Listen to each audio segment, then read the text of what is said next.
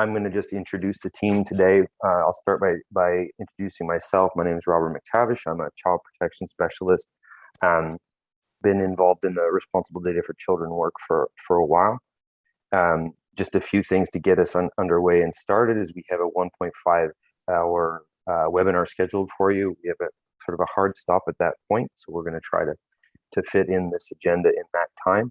We'd ask you to, any questions that you have, please use the Q&A feature in the Zoom below. I'll try to keep an eye on that Q&A, and we'll have an exchange at the end of the webinar to go over any questions, any issues you've raised. We'll make sure we leave some time for that. Also, maybe be helpful if we are trying to build a community and a community practice and a sort of culture of responsible data. So if you'd like to also stick your name and title in the chat, it'd be great to know who our colleagues are that are following the webinar today. So Andrew, if we could just pass over to the next slide, I'd like to introduce an illustrious group of colleagues here that have very difficult names to pronounce, but I'm going to do my very best to get them right.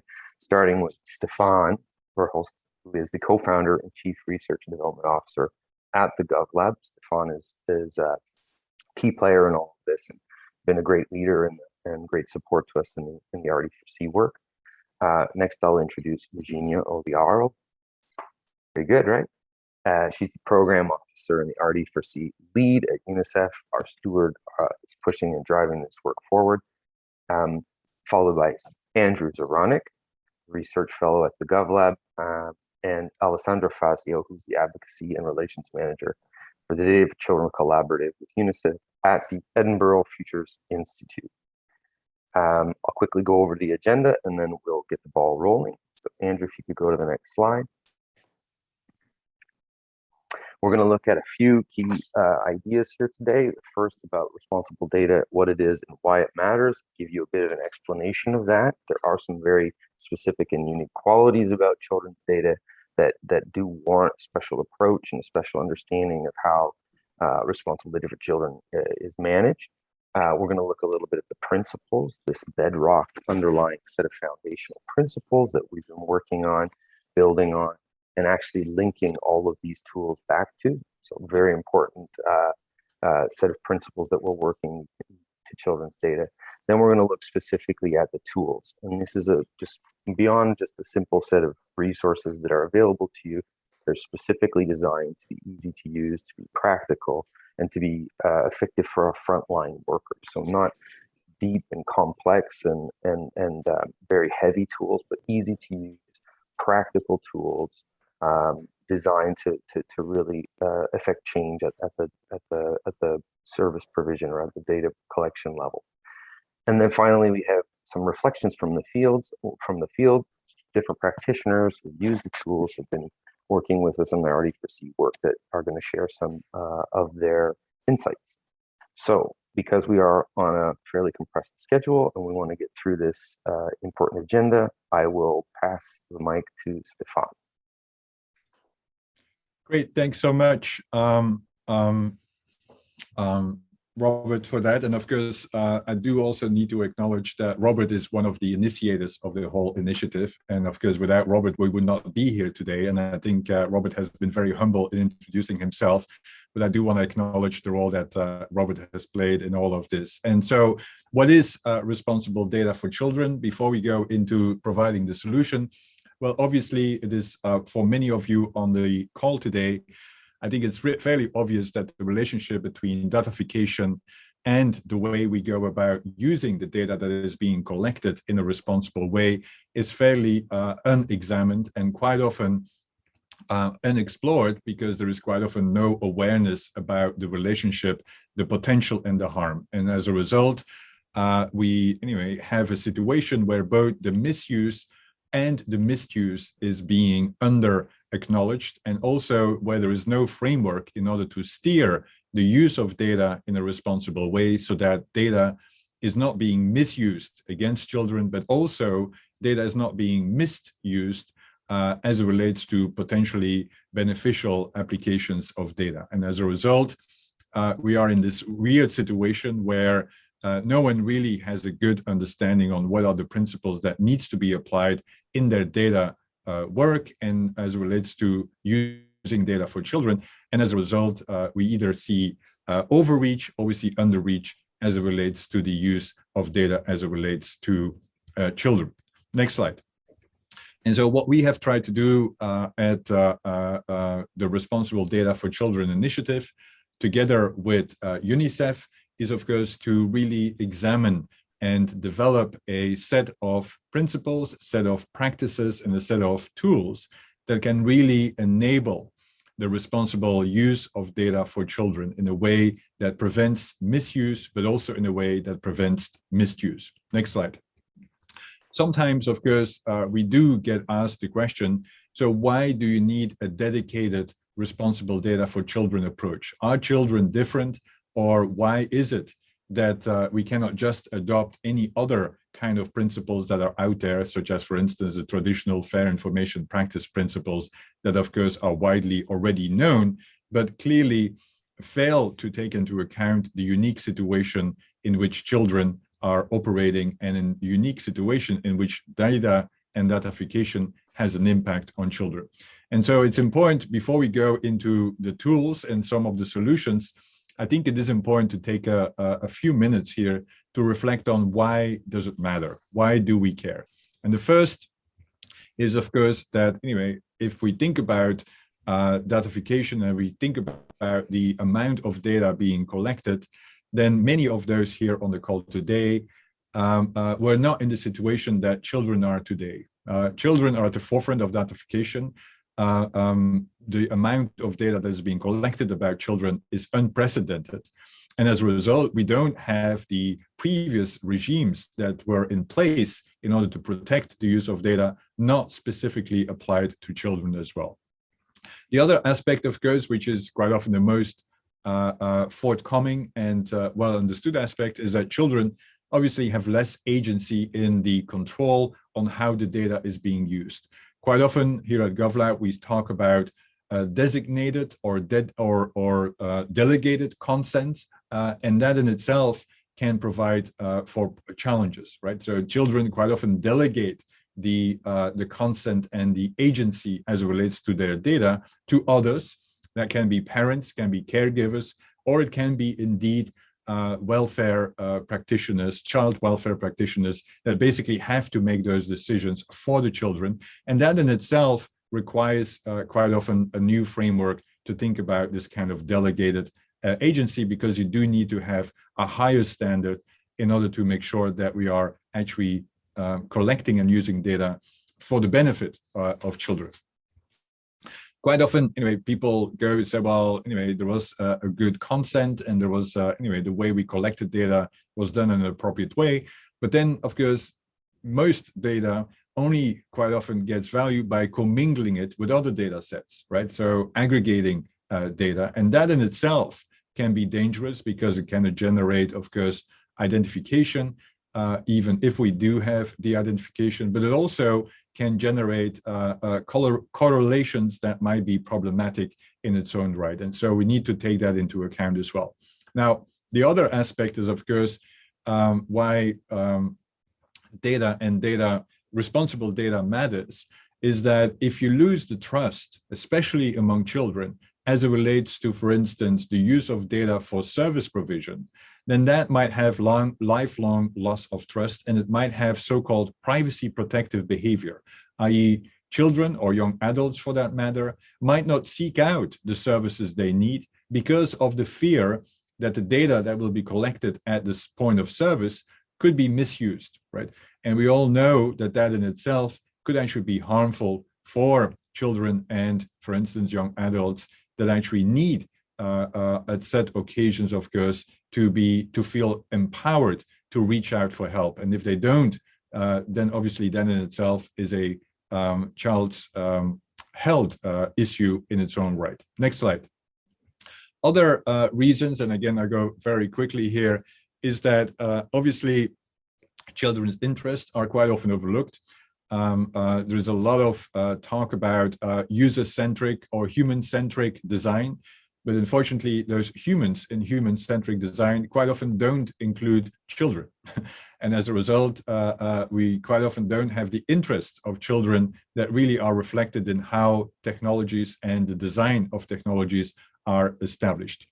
The other aspect is, of course, is that when we actually have a data system that constantly collects data, by constantly asking children about reintroducing data, for instance, that in itself might actually open up and keep trauma alive. And so the risk of revisiting trauma by bad designed data systems is also an equally important reason why we need actually a responsible data for children, which might mean minimization on how you go about collecting data so that you don't constantly ask them to revisit what happened in their lives. And then, of course, AI and algorithmic bias poses particular risks, especially if there is bias that doesn't take into account particular kind of populations, such as children, right? And as a result, you might actually have the use of AI that can harm children as well. And then last but not least, and I think that's especially in the psychology literature, quite often well understood, is that the relationship between privacy and data protection and responsible data and children's self-development is quite well established, meaning that if children, and I always use my children as the example, they know exactly well why privacy matters, right? Because they would not do certain things if someone looks over their shoulder 24 hours a day. And that in itself means that they might actually be hampered in their self-development, right? They might be limited in how they explore new frontiers that can empower them to actually expand their talents and their opportunities. And that in itself is a lost opportunity if, of course, there's this 24 hours notion or at least perception of surveillance. So these are just a few reasons why we feel responsible data for children matters. And I felt it's important to emphasize that before we go into thinking about, so what do we do about it, right? So how do we make sure that actually data is being used and collected and analyzed in a responsible way for and about children. And so the first element that we've done is to really engage with the broader community to develop those principles, which of course Eugenia will introduce now. Thank you, Stefan. So I will take you through the Responsible Data for Children RD4C principles and how they were designed and developed, as maybe a refresher for some of you and maybe as a brilliant discovery for others. The RD4C principles were established a little bit as a North Star to guide all our work in the spirit of creating a culture of responsible data practices. And so in this sense, they have served as the foundations on which we have developed a number of resources, including the tools that we're going to dig into today. And all this with the ultimate goal of putting the interests of children at the center of our programs, data activities, and systems. Next slide, please. And so because in the RD4C initiative, we really aspire to be guided by the needs of the field and by people who handle data for and about children, the RD4C principles were born out of field visits, but of course, were also developed in alignment with the current literature, policies, and so forth on the use of data for and about children, and in alignment as well with other similar efforts in the data governance sphere within the UN. So I'll take you through what we call the 7 Ps, the 7 principles, and quickly explain what they are about before we will move on to the tools. So the first one is participatory, engaging and informing individuals and groups affected by the use of data for and about children. And this means that at every stage of the data lifecycle, from collection to storage, sharing, analyzing and using, at every stage of the data lifecycle, we should try to make sure that the perspectives of children, especially, and of other stakeholders are captured, paying attention, of course, to marginalized and vulnerable groups, and that this is what guides responsible data practices in a way that is aligned with their needs, preferences, and priorities. Principle number 2 is professionally accountable. Next slide, please. And this is about operationalizing responsible data practices and principles by establishing institutional processes, rules, and responsibilities. And so embed a culture of professionally accountable practices in all our institutions, including, for instance, through the creation and definition of the data steward's role. And this is something that UNICEF is really looking into now under the newly created role and agenda of the Chief Data Officer. And this would be supposedly and hopefully more efficient than having guidance documents on the topic that are ultimately not really used and do not serve the initial purpose. Third principle is people-centric, ensuring the needs and expectations of children, their caregivers, and their communities are prioritized by actors handling data for and about them, which means, for instance, that children and or their caregivers are have consented to the data use and they have a clear understanding of how the work will be conducted. Principle number 4 is prevention of harms across the data lifecycle, establishing end-to-end responsibility by assessing risks throughout the data lifecycle. So as mentioned before, during the collecting, storing, preparing, sharing, and analyzing and using stages of the data lifecycle. So understand what are the risks and opportunities at each of these steps. And this, of course, is essential and of paramount importance to ensure trust throughout our programs. The 5th principle is about proportionality and aligning the breadth of data collection and duration of data retention with the intended purpose, which means that the collection, retention, and use of data should be relevant, limited, and adequate to what is necessary to achieve the intended purpose. The 6th principle is protective of children's rights, and this is about recognizing the distinct rights and requirements for helping children develop to their full potential, which means that those handling data for and about children should take into account additional and higher standards of duty of care. And last but surely not least, the 7th principle is about being purpose-driven, identifying and specifying why the data is needed and how the intended or potential benefits relate to improving children's lives. So how that purpose can help to benefit children's life significantly and in a meaningful way. And hopefully you will see that the tools always ask the why question and help those handling children's data reflect on the purpose of the data systems and activities that they have. And with this, I will hand it over to Andrew, who will kick us off with the tools, I believe. Thanks, Eugenia. So Stefaan and I are going to go through the tools that we actually produce in order to make these principles practical. So over the course of the RD4C initiative, we've developed a series of lightweight and user-friendly resources for organizations and practitioners to use in the areas that they operate in order to sort of actualize these principles and to promote responsible data for children in the areas they work. These include things such as our data ecosystem mapping tool, our decision provenance mapping, our 22 questions, our opportunity and risk diagnostic, and lastly, which Alex will talk about, which is our ethical assessment. So our data ecosystem mapping tool is one of our core tools that is used to help users identify the systems generating data about children and the key components of those systems.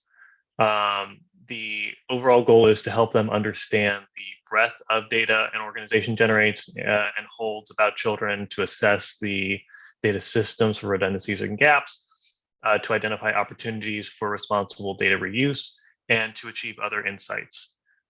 broadly speaking, it's about understanding the core components of a system so that each individual part of that can be responsible and can be ethical and promote core goals. The reason why this matters is that children's data is complex. It's constantly shifting with new actors, data systems, and stakeholders. Actors need a tool to ensure that they understand the situation in front of them. So what we've done here, and I will share the actual tool itself in just a moment, is that it allows them to determine whether or not their data system aligns with the RD4C principles. We do this through 3 core approaches: asking questions related to the why, the who, the what. As you may have guessed by the way that we organize this presentation, we're a big fan of the who, what, where, when, why framework. So as you can see here, we've got our RD4C mapping tool. It's just a very short document. We've got the explanation of what we mean by this tool here. And then we have some explanation of what these categories mean. And then for each of the categories, the why, the who, and the what, we define what we mean. So we ask people to provide information on the system name, the purpose of the system, for the who, the system owner, core stakeholders, and organizations and services. And then for the what, things such as data assets, types of personal data, types of non-personal data, and system inputs. All this information can be put into a spreadsheet, which is linked and can be copied, that organizations can use for their own purposes. And that's the data ecosystem mapping tool. Over to you, Stefaan. Great, thanks, Andrew. And again, if there are any questions or suggestions, feel free to add them, of course, to the Q&A. But also, if you want to share other similar kind of initiatives that you might feel is important for the group here to know, feel free to share them also in the chat, because as Eugenia and Robert were saying, this is also meant to create a community where we can share practices and, of course, turn the principles into practice, because obviously there's no value in having principles if there's no pathway to actually embed that into practice, and the tools that we're discussing today are meant to do so. And so the second tool that we've developed was mainly a response to this whole notion that Eugenia also has been talking about, is that how do we establish professional responsibility, right? So that this is not just anyway looking at everyone and saying you have to implement the principles, but not knowing actually who is responsible for the principles. And so what we developed was a rather, if I may say, innovative concept that we have been developing. Many of you, of course, know data provenance, where we try to understand on where does the data come from. But from our point of view, in addition to data provenance, there is need for this new concept of decision provenance, i.e. how do we know who actually makes decisions across the data lifecycle in order to instill that kind of professional accountability, professional responsibility as well. And so what we developed is a new tool called the decision provenance mapping that data stewards, but also anyone who, of course, works in the space of data for children can leverage in order to identify actually who is responsible, who is accountable, who needs to be consulted when decisions are made, and who needs to be informed with regard to the decisions when taken. And that's basically repurposing the so-called RD4C matrix, which some of you might know, which is well established in certain kinds of literature and certain kinds of practices in order to have like a 360 degrees kind of understanding of responsibilities. Next slide. And so what we've done is try to apply the RD4C approaches, i.e. who is responsible, who is accountable, who needs to be consulted, and that could include, of course, key stakeholders, and who needs to be informed across the different life cycles, ranging from, of course, collection or transfer of the data to processing, to analysis, and then subsequently, of course, sharing and acting upon and using the insight when generated. And we, anyway, applied it in a set of occasions, which emphasized the need for such a tool, because as many of you probably on the call will know, it actually quite is often a mystery on who actually signs off on all those decisions. And if you cannot have that level of transparency with regard to accountabilities and responsibilities, then obviously the principles are kind of stale, because there is no understanding on who needs to comply with the principles as such. And so, next slide. And so what we try to do is to really use the decision provenance in order to advance our principles in trying to understand, anyway, are the roles and mandates actually defined and understood? And if not, then you may want to take a short break before you actually implement any kind of data system, because it will be important to actually understand across the data lifecycle where responsibilities might lie. And that's, of course, anyway, not from a critical point of view, but really from a effective point of view. Also, might be important to understand, is it actually sufficiently transparent, or is it obscure on actually who has that kind of line of accountabilities?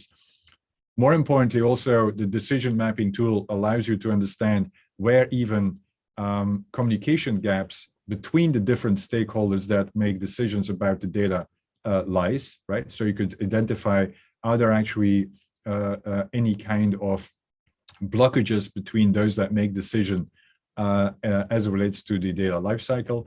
And then last but not least, of course, we can also use the the decision provenance tool in order to allow for knowledge management systems to capture actually the understanding and quite often the memory of an organization, right?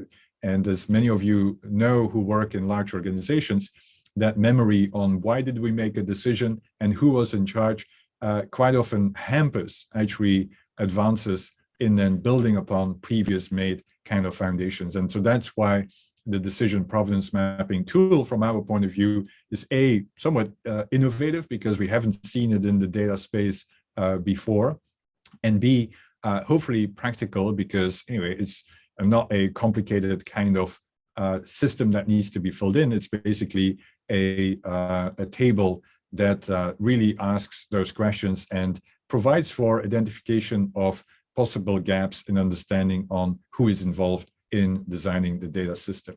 Over to you, Andrew, for the next. Thanks, Stefan. So next we have our opportunity and risk diagnostics. So we understand that we are working in areas where we want to avoid unintended negative consequences while also maximizing the potential opportunities and gains that can be provided for improving the lives of children and other relevant stakeholders. So we developed the opportunity and risk diagnostic as a set of questions to allow organizations to take stock of the principles and to understand how they can be best realized in the systems that they work. It can be used to identify areas of concern, to strategize for next steps, and it's organized in a way to allow individuals to, as I said before, avoid unintended consequences while maximizing benefits.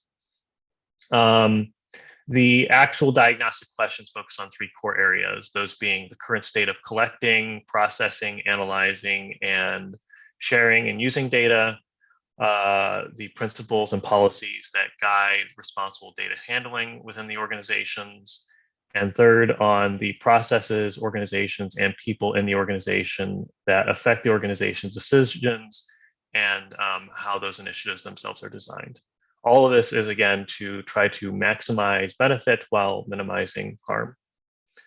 And the actual tool itself tries to relate to the principles by identifying which ones are most relevant for each individual question. Obviously, you know, the most relevant principle here is preventing data harms across the data lifecycle. But really, we want to identify ways that organizations can innovate and improve upon the services that they deliver. So as you can see, this is divided into several phases, into a series of yes or no questions that organizations can sort of answer with additional resources available if they want additional context. So for instance, has your organization inventoried the systems needed to collect and share and store data? If no, you can develop a inventory of data systems in use or supported by the organization. And then there are a series of resources, both produced by the GovLab, by the Responsible Data for Children Initiative and by outside organizations that may prove useful. I won't go through all of this, but hopefully you can get the larger picture. Over back to you, Stefaan. Yeah, thanks. And again, thanks also for Lane for sharing additional kind of resources. And again, feel free to ask any questions as well and submit any other suggestions as well. And then anyway, while we had developed a set of tools, such as the ones that Andrew has presented, quite often we had people knocking on our door and said, well, so what is what are actually the questions that I need to answer in order to make sure that I'm doing and designing a data initiative that aligns with the principles of RD4C? And so expanding upon what Andrew suggested earlier with regard to the risk diagnostic, we then subsequently developed a simple checklist and a not too long yet at the same time comprehensively enough set of questions that guides those that are designing and developing data initiatives along the life cycle. By the way, this was also developed based upon, because what we didn't mention is that, of course, we haven't only developed tools, we also have developed a whole range of actually assessments and case studies to understand what is really happening in the field. And that has given us an understanding on what do actually those in the field need in order to make informed decisions as it relates to the design and as it relates to the use of data for children. And so that has given us an insight that we basically could distill some of the guidance according to 22 questions to assess responsible data for children and guide them in how they go about this. And they organized, again, similar to what Andrew referred to, organized to simple questions around why, the what, the who, the how, and the when, and the where of data initiatives. And why, obviously, is related to what's the purpose and the rationale. The what, what is the data that is being handled, and to what extent do we need the data, at what length?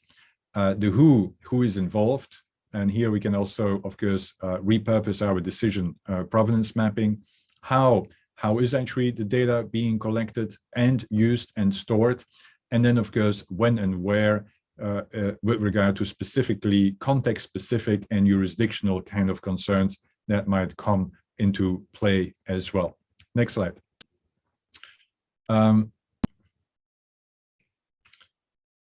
As I said, it was designed with and for individuals that are in charge of designing and administering data initiatives. And we hope that it allows for a more structured and, more importantly, a more agile way to actually assess on how we go about developing initiatives that are fit for purpose, but more importantly, responsible and taking into account the principles that we've laid out as well. I don't know, Andrew, whether we do want to go back and show some of the questions as well. Otherwise, we can put a link in the chat as well for people to consult as they see fit.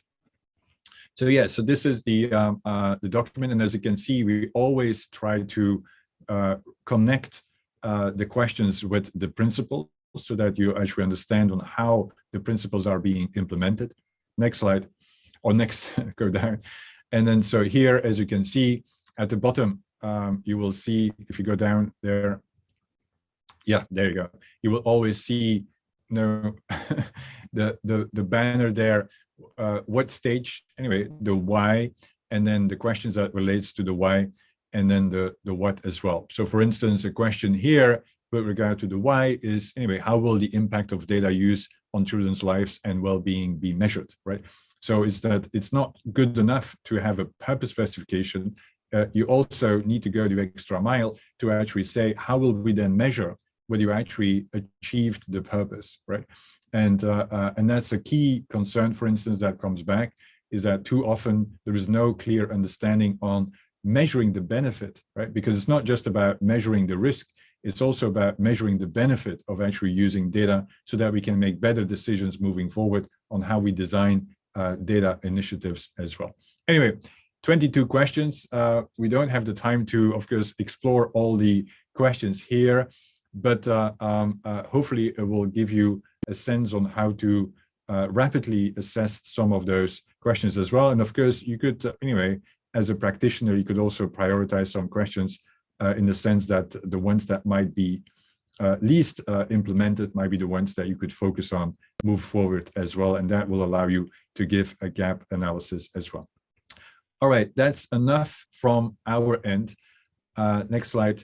Why don't we go also to Alessandra? I think what many were anyway expecting and looking forward to, as opposed to having those two here constantly doing the talking.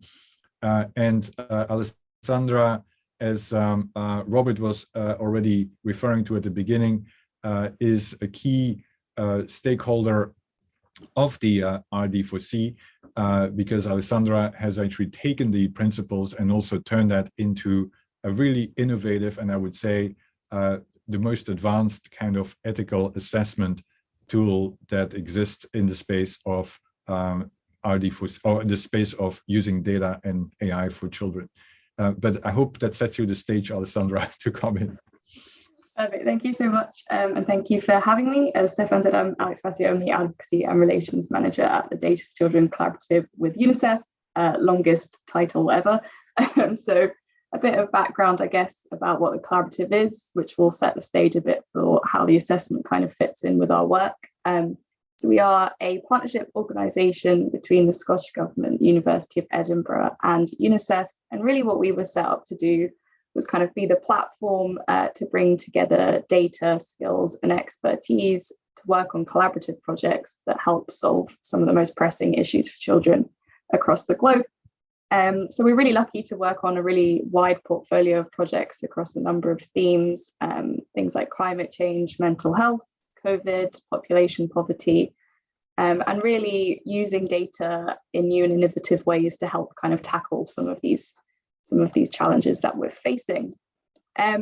So a key part, I guess, of our offering at the collaborative is what we like to call our responsible innovation framework.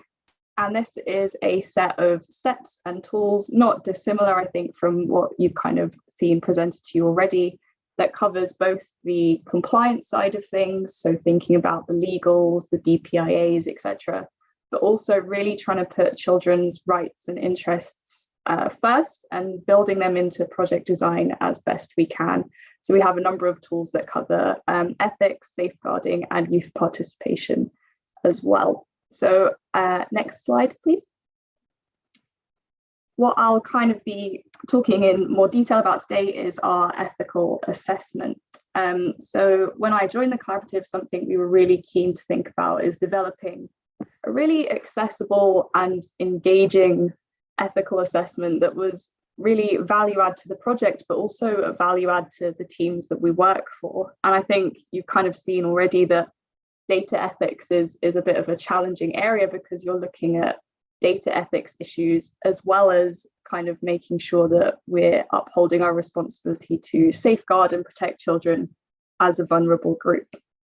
So in the spirit of keeping it kind of accessible and engaging and easy to use, we went for a nice analogy of a roadmap. So we set out with our compass, our roadmap, and our highway code. So our compass is the collaborative's overarching values that we have. So they're for every child with trust, transparency, and safe data. And they kind of act, I guess, as our North Star, and really help us when we're thinking about our external activity as well as our internal activity, and give us something tangible to hold on to and refer back to at every stage. So that's really useful for us as well. The ethical assessment itself is then split into two parts. So we have our roadmap, which is the actual questions, and basically looking at kind of existing assessments and things, we found they were a bit tick boxy and a bit kind of one-off, and only really considered these ethics issues at the start of the project. And as you'll all be kind of very familiar with, particularly in data science and data projects, things can change, new data can become available, you cannot get access to certain data, you know, it's a constant fluctuation, and it's a cyclical process. So we wanted our ethical assessment to really reflect that. So rather than having just a one-off assessment at the beginning, we've kind of split it into three parts. So you have your start, your on the road, and your destination. And each of the set of questions that sit under those really reflect on that kind of point in the project life cycle. So right at the beginning, we'll be thinking about kind of the scope of the project, the various stakeholders involved, what our intended impacts are for children, and starting to kind of navigate any risks that we might kind of foresee as the project plays out. We then have our midpoint assessment, which is really a point in time for us to reflect on any changes that have happened or not happened, and whether we're still in line with that original scope in terms of the data we're using and the impact we're likely to have. And then right before we communicate anything, at the very end, we do our destination assessment, which is really thinking about issues like the language we're using, the information we are communicating, and really bringing that back again to thinking about children and children's rights and making sure we're doing the right thing by them. So that's kind of a bit of a whistle-stop tour of that, and I'm sure I can pop a link in the chat so you can have a bit more of a read of what the actual questions are as well. So the highway code, I think, is really where the RD4C work helped us a lot. So the highway code kind of sits at the back of the document and is really intended to be the piece of the document that gives you prompts, example answers, various other bits and pieces you can kind of click on and go and have a look at. And that's supposed to really help with this idea of enabling kind of ethical literacy throughout the sector. So we really kind of wanted to be upskilling the teams that we work with and kind of holding their hands a little bit, I guess, as they work through the ethical assessment to make sure they're, you know, giving us the right kind of level of detail and really engaging with the questions and not just rushing through it because it's another form to fill out at the start of the project. And I think what we found really, really useful here is thinking about the RD4C principles, so the 7 Ps, because as you'll appreciate, it's a lot of information, it's a lot of words, and it's a lot of writing. And we really wanted to make sure that it was kind of lifted up a bit and people could engage with it, could understand what we were asking and understand how they can answer it. So I come from a philosophy background, so I can totally appreciate that the word ethics has a lot of baggage, and particularly in the kind of data sector, people are a bit turned off by the idea of, oh, I've got to think about ethics, you know, it can feel like quite a burden. And so we needed to kind of almost strip away all of that technical, theoretical language and find something that was quite obvious, quite intuitive, and something that people could really, really kind of hold on to and then thread throughout the entirety of the assessment. So what we did was we took the 7 principles and we used them as a reflection point at the end of each section of the assessment. So once you've gone through your first set of questions, you then kind of faced with the 7 principles there. And we found that that was a really nice kind of prompt for people to stop and think and go back and see if they kind of missed anything. And having just 7, and they're all P, which is fantastic, is also a really good way to kind of self-reflect and do a gap analysis. So for a lot of teams, they might be really, really strong on the children's rights side, for example, but they maybe haven't thought about proportionality enough. And they can kind of start to pick out and see where their strengths are and where their weaknesses are. And then for us internally as well, that's a really nice way for us to assess as the answers are coming in. We can provide feedback against the principles, which is just a really nice structured way to do it, and feels like it makes a lot of sense for both parties as well. I think as well, just going back to that idea of clarity around the guidance, lots of the people we work with, haven't worked on projects for children before. So they'll be coming in and kind of using their skills in geoscience or informatics, machine learning, and applying it to a particular problem for children. So a lot of the child's rights side, they may not be so familiar with. And I can appreciate that when you look at a document and it's got the CRC in there, it can feel quite overwhelming and maybe a bit alien to a lot of the people we work with. So again, paring that language back down and having a very simple, very obvious set of principles that they can go, oh, okay, children's rights, this is what we mean, this is what we should be thinking about, has just helped facilitate that conversation a little more organically, and maybe feels a little less scary for people that are a bit newer to this kind of area.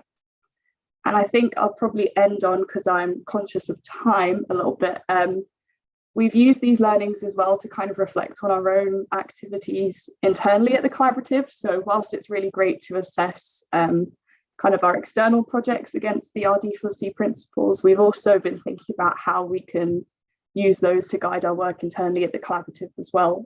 So thinking about whether we're protecting children's rights and interests, whether we're being participatory. So we've been doing a lot of work recently about strengthening our youth participation offering and how that can really add value to us as the collaborative as well as to individual projects.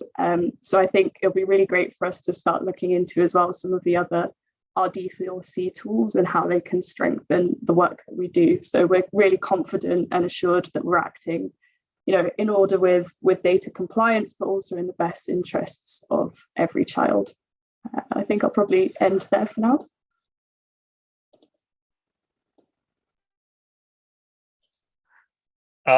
Very good. Thank you, Alex. One last thing before we move into the question and answers. We did want to make you aware of some of the offerings through RD4C, in addition to these tools, which have been presented throughout this meeting. We produced a number of case studies on real life cases, data related or data involved platforms and programs, and how they intersect with children's lives. These include projects in Afghanistan, Romania, Kenya, Mozambique. We also offer a variety of blogs, other resources. Some upcoming resources include some new publications, some new case studies, some interviews with some practitioners in the field, and then hopefully soon some new trainings and webinars that we can really use to better capture some of what we discussed here in additional detail. I don't know if anyone else has anything they want to say about things that we're offering soon or that we currently offer. Well, if I may, Andrew, is that, as I mentioned, the whole RD4C is meant to initiate and have conversations among also the community. And so the blog is not only being used to feature the work of RD4C, but it's also being used to feature the work of others in the field that have come up with initiatives that align with the principles of the RD4C, or gives examples on how the principles can be applied. And so if anyone on the call today has an initiative or has a way that implements the principles in a manner that others can learn from, let us know, and we would be delighted to have a guest blog on the platform, so that we actually really can point to best practice in the field as well. So that's the only thing I wanted to add, Andrew, and over to you, Robert, to facilitate Q&A or any other kind of questions that might be featured. Great, very informative. Thank you to all the panelists and for their presentations. I'm monitoring the Q&A here. I see a few questions in the chat. I think that they've been addressed in the chat, but a couple have come up that we may want to, we might want to circle back to. There was a question that came up about how the principles have been matched to the who, what, where, why questions. I thought maybe that would be both an opportunity to explain the thought process that brought us there, but also the design elements that we've included in RD4C. So I don't know, Stefaan, or Eugenia, if you'd like to speak to that.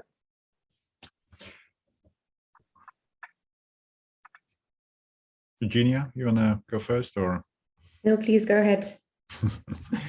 So yeah, no, good question, and of course, anyway, the key question is always, what's a device? As I think Alessandra was also referring to, a device to make a complex environment manageable, right? And so we basically have here two devices that we developed or have applied, and none of this is unique. One of the advice is, of course, the principles, and again, we really wanted to make sure that those principles were not yet rehashing, were unique to the context of children, but also can be easily remembered in the field, so that you don't have to start, what are those principles again? And so that's why we came up with the 7 Ps that really capture, from my point of view, the essence of how one should start thinking about. The other device is then, all right, so how do we start thinking about then the design questions and requirements? And so here we basically adopted a simple who, why, who, what, where, when, and how kind of framework, the typical W questions. And as you know, they've been applied to numerous settings. And from my point of view, they're actually very meaningful in the context of designing data initiatives as well, because it does capture the key questions that one needs to consider when developing a data initiative, starting with the why, which of course easily is matched with purpose specification and to really identifying the purpose, and so on and so on. And so that's basically how we developed that. Meaning in other work at GovLab, we developed similar kind of initiatives around, for instance, developing data sharing agreements, where we also used the why, what, where, when, and how, and who, and that also works very nicely here within the context of the data for children collaboratives, data for children collaborative, but also data for children, responsible data for children. I'm getting confused in the acronyms yet again. So here I am. I don't know whether that provides an answer as well, but again, the whole thought process behind designing it is to really think about how can we distill the essence in a manner that is digestible. And so that's what and how we came up with it. Maybe just to add, Stefan, I've copy-pasted in the chat just one example from the ecosystem mapping tool. And just to reiterate the fact that the tools are hopefully digestible and lightweight, we try to pair up each of the questions with the principles. And so it should indicate if the system and activities that you're working with, how they're doing in terms of realizing RD4C and for each of these principles. So just as an example to illustrate. Over to you, Robert. Yeah, I have one recollection of that whole thought, the process behind it. It was the first time I think in my professional career I'd ever heard the word mnemonic used to define an approach for making something more accessible. And the 7 Ps, we've actually heard back from the field on a number of occasions, people saying we appreciate that it seems like a simple thing, but it's actually quite meaningful. I also wanted to really give some credit to the GovLab for their really fantastic design work of the products themselves. The way that we work, we're inundated with information, standards, and guidelines all of the time. How do you set something apart? How do you make it accessible and sort of I like to say lower that threshold for uptake? And Alessandra alluded to the same thing. I think colorful presentation with logical sequences that people can, not only does that help with the uptake, but it actually helps people sort of process and distill that information, and it serves as a very important method of retaining information and being able to then use that information and advocate with that information. I'm taking a look here at the Q&A. Vladimir's asked if we could elaborate more on any efforts to provide templates for or guidance or drafting documents such as privacy policy, terms of use, data sharing agreements, non-disclosure agreements, etc. I'm not sure if that's in the works. Stefan, maybe you want to speak well, thanks Vladimir for that, and thanks for adding elements to our next work plan on what to do, because clearly I think what we do want to make sure we do moving forward is to also think about what are the other governance mechanisms that are being used in order to either comply or in order to facilitate, for instance, access to data that could benefit from a RD4C kind of perspective and application. And you've listed a few. I mean, we've been in touch within UNICEF with how do you go about matching responsible data for children with existing data policies, for instance, right? And so how do we match those that there is no confusion or duplication? And I think part of it is now to really, make sure that we can document how they, for instance, applying the RD4C principles also means complying with existing data policies, right? So that's one effort that we clearly feel there's a need for also further consideration, but also data sharing agreements, right? So part of the effort, what we try to do is actually to demystify this whole area of responsible data for children, and especially in the data sharing agreement space, there is need for demystifying developing data sharing agreements, because quite often it's basically buried in legalese that no one really understands what it is that they actually agree to. And so applying the W questions, why do we need the data in the first place, right? How will we access the data, and is it in alignment with the principles of RD4C? Who will touch it, and do we actually have transparency with regard to who makes decisions as it relates to the design, and so on, are elements that need to be and should be in a data sharing agreement without any particular kind of legalese, because it's just specification on how you actually access data according to the RD4C principles. And so you can actually use the 22 questions, by the way, Vladimir, to design a data sharing agreement, because that's what you should specify in the agreement already. The answers to the questions should be in the data sharing agreement from my point of view. But obviously, I think moving forward, Eugenia and Robert, we may want to actually come up with a dedicated template that could be used within the field when data is being shared in compliance with RD4C kind of principles as well. I don't know, Vladimir, whether that answered your question as well. Alessandra's also offered a couple of resources there. When you're ready to pass the mic, Stefan, maybe Alessandra can speak to her experience with those. Go ahead. Oh, go ahead.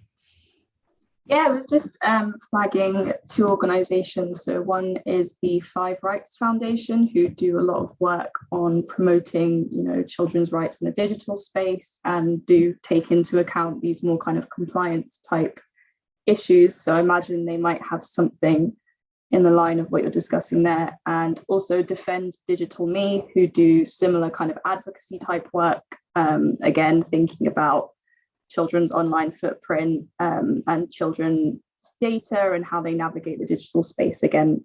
So might be some bits and pieces on there.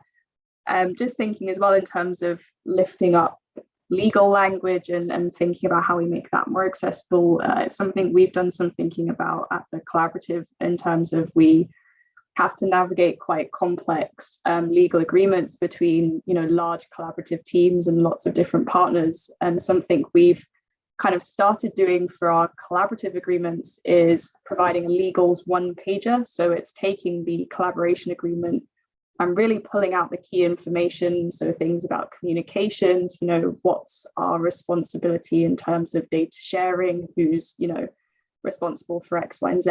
So that can be found in our responsible innovation framework. And that's something we do for every project in terms of the collaboration agreement. But it's maybe something we should be thinking about as well in terms of the data specific agreements, kind of going into more detail and lifting up that language. But the idea of those really is that everyone working on a project has sight of these various issues and kind of knows what their responsibility is. Because I think Stefan's, totally right. It's all legalese, and unless you're kind of well versed in that, you can really easily get lost and quite confused about the details. So we've tried to do that for that, and maybe that's something we can kind of branch out more widely as well. So definitely something for us to take away and think about. It's a good segue into a follow-up question from Lane, who says, thanks for insight on the design process. Curious about lessons learned on developing tools that are usable and accessible in non-academic environments. Any takers? Yeah, Lane, any suggestions? I think obviously, anyway, we do want to and try always in our work at GovLab apply human-centric and user-centric kind of design principles, which is why most of the tools that we've developed have been tested with folks in the field on whether that actually adds value or whether this is seen as just another form that needs to be filled in and doesn't generate any insight that is actionable. And obviously, we can always do better, which is why most of the tools that you might have seen are always labeled beta. There is constant iteration behind all the initiatives that we do. And part of today's effort is also to, anyway, solicit your input on how can we improve, and is there a way to actually make the tools that we presented to you, and some of you might, after an hour of tool discussion, already have tool indigestion, but is there a way to improve them that makes it actually valuable and actionable in the work you do? And that's always the question and the feedback that we seek to develop. Yeah. Oh, I just want to echo what Stefaan said. I think that for us in particular, having sort of a iterative process that allows for feedback and that considers sort of what people on the ground are facing and responding to is really important. Making sure that these things are not sort of an afterthought, but something that can be sort of implemented and sort of complementary to existing processes is really core and essential. Because if it's just an extra form or an extra process, it's not likely to have a lot of impact. It cannot be an afterthought. Maybe what I could say in UNICEF's experience is that we've seen that people who have an affinity with data, who work on innovation, technology projects, are very keen on using the tools and have done so. Programs which are intuitively more sensitive and handle sensitive data, child protection, for instance, mental health and psychosocial support, have been using the tools and or interested in using them further. It is maybe a bit more tricky or difficult to convince programs which think they do not handle sensitive data that they use to put in place, to enhance their data practices and put in place some tweaks, and that the tools are a good way to do this in a very easy way.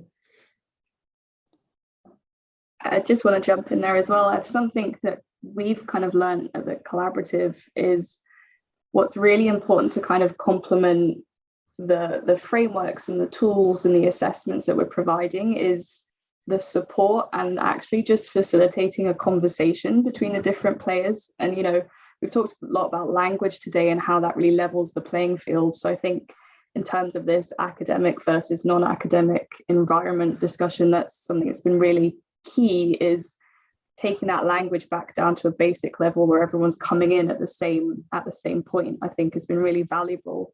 And then actually bringing the whole team. So, you know, we work with UNICEF country office, we work with academics in Edinburgh, we work with, you know, private sector, all working on the same project. So actually having us as the mediator and having the tools and the assessment as kind of, I guess, the prompt to start a conversation going has been the best way to kind of, I guess, relieve some of that tension and conflict that you might get between academics being very, very engaged and likely to engage with the process and put a lot of time and effort into this, and maybe other players, like you were saying, not seeing the value add for them as an organization or an individual.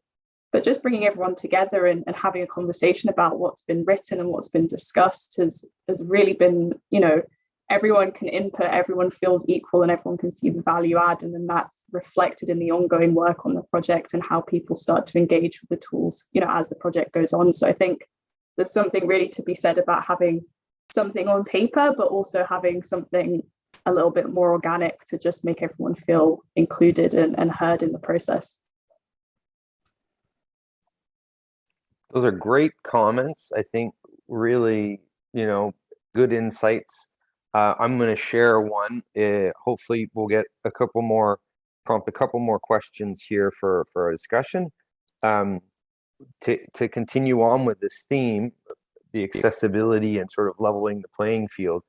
In my experience as a child protection specialist managing a project that handles a lot of sensitive data, one of the challenges we are always faced with as UNICEF is this position of sort of being, for lack of a better term, a middleman, somewhere in the middle, and advocating with others, either the implementers of the program, government partners, knowing that, you know, there's sensitivity here and we need to be able to speak, you know, with some degree of authority, but in an accessible way on these topics. And we were missing that. We would get these types of requests from the field saying, you know, they want to implement some type of a program or a project that has all this data in it. We have apprehensions about doing that, but we don't have a go-to set of resources that are going to help us, you know, mitigate some of those risks and use this as a moment to sort of,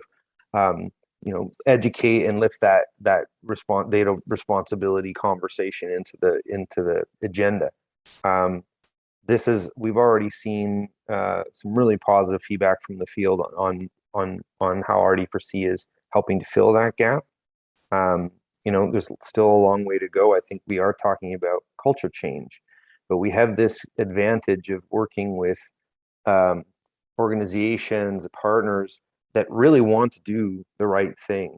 They just are worried sometimes that that bar is so high that it's going to prohibit them from being able to implement, from being able to achieve what they want to do. And so sort of clarifying some of those, you know, what that means and focusing on the emphasis on shining a light on what's going well, creating those easy to use tools to help us sort of mitigate some of the less appropriate behaviors. That's the model in the package. I don't see any other questions in the chat, but I would like to open the floor to see if any either panelists or other participants would like to chime in with any other questions.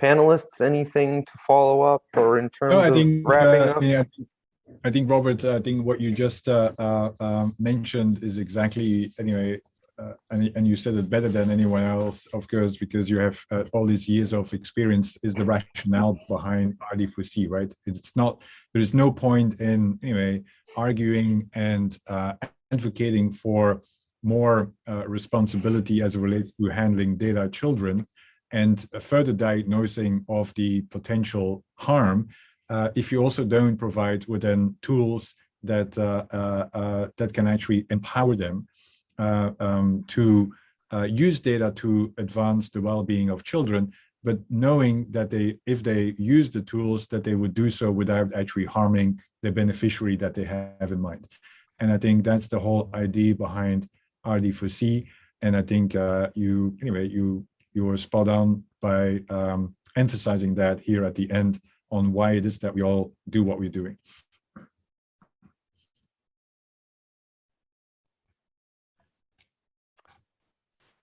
Colleagues, friends, very fruitful conversation, the culmination of a lot of very, very good work and a very strong partnership that we hope to see flourish and grow. We hope to see our community flourish and grow. We'll be circulating the links for the webinar. Please share them widely. Please join and take part and participate in future events, and keep your eyes on the RD4C website and exchanges. Panelists, anything before we wrap? Right. I really want to thank everybody who joined. I want to thank Andrew, Stefaan, Eugenia, and Alessandra for